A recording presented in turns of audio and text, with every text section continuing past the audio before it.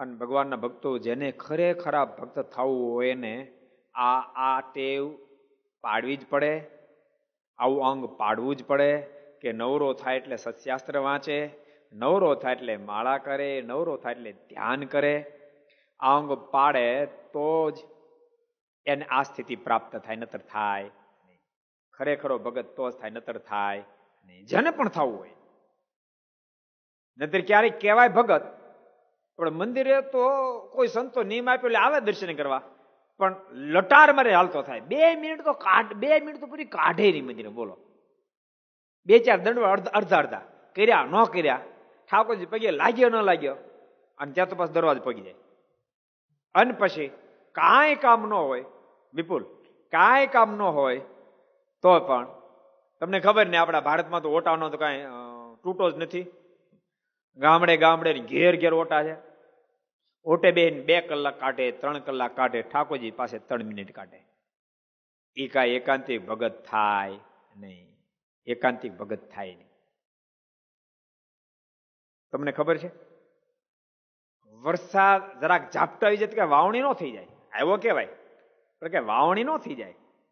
એ તો અનરાધાર અડધો પોણો કલાક વરસે, એ કે વેચ તરે બેહે ત્યારે વાવણી થાય. બાકી ઝાપટો વહી જાય એમ કઈ વાવણી થાય નહીં. એમ 2 મિનિટ લટાર બારીને જતો રહે એમ કઈ એકાંતિક સ્થિતિ પ્રાપ્ત થાય નહીં, ખરેખરો ભગત થાય નહીં. એ તો મંદિરે આવે તો અડધો કલાક, પોણો કલાક, ભગવાન પાસે માળા કરે, ધ્યાન કરે, કથા વાર્તા સંતો હોય કે અથવા મંદિરમાં કથા વાર્તા સાંભળે, અથવા તો પોતે સત્શાસ્ત્ર વાંચે. આવા અંગ પાડે તો એકાંતિક ભક્ત થાય. એવીના એકાંતિક ભગત કોઈ દી થવાય નહીં. જે લાઈન પકડો એમાં તમારે પૂરો ટાઈમ આપવો પડે ને પૂરું ધ્યાન આપવું પડે, 2 આપવું પડે.